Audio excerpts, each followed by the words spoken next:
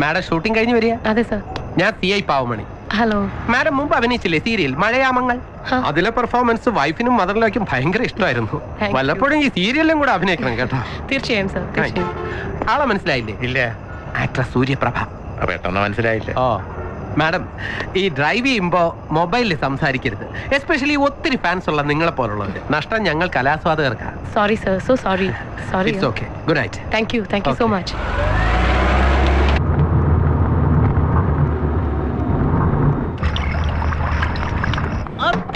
Dance അയ്യോ ഇപ്പൊ പറഞ്ഞ നാം എടുത്തേ ഉള്ളൂ.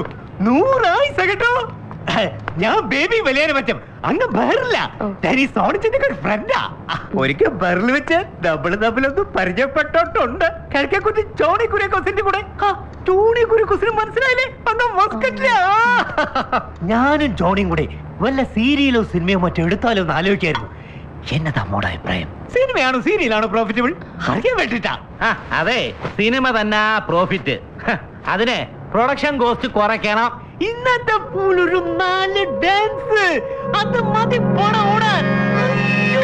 എന്നാ ഡാൻസ് ആയിരുന്നു, വീഡിയോട്ടായിരുന്നു.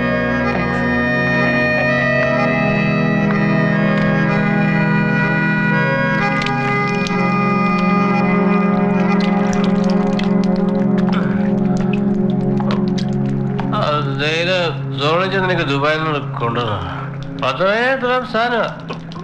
ഇന്ത്യ ഇവിടെ 1 ലക്ഷം രൂപ വരും. എന്നാ അതെനിക്ക് ചാവി ഒന്ന് വേണം, ഒന്ന് പുറത്ത് പോകാൻ. അവിടെ ഉണ്ട് കബഡില്. ഓക്കെ. പിന്നെ സോണച്ചൻ പുറത്തുണ്ട്. വല്ല ഐസോ സോഡയോ വല്ല വേണം നീ കൊടുത്തേ. ഒന്നേ, ഞാനൊരു 1000 വട്ടം പറഞ്ഞിട്ടുണ്ട് സൽക്കാർക്ക് വീടിന്റെ പുറത്ത് വെച്ച് മതിയെന്ന്. നിങ്ങൾ ആരാ എന്റെ ഭർത്താവോ അതെന്റെ പിമ്പോ?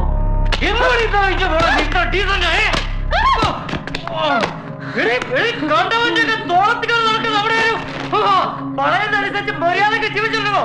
ഒരു ഒറ്റക്കും യാത്ര മതി. കാലത്തിലൊന്നും പൊക്കിക്കൊണ്ട് നടക്കാനും അഭിനയിക്കാനും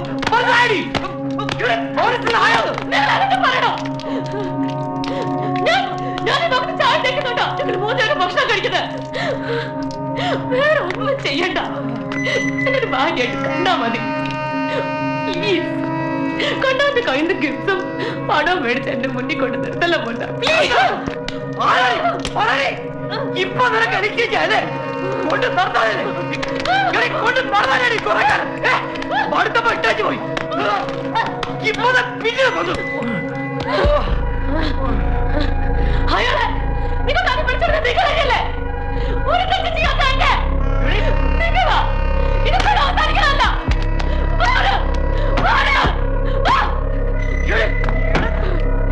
What?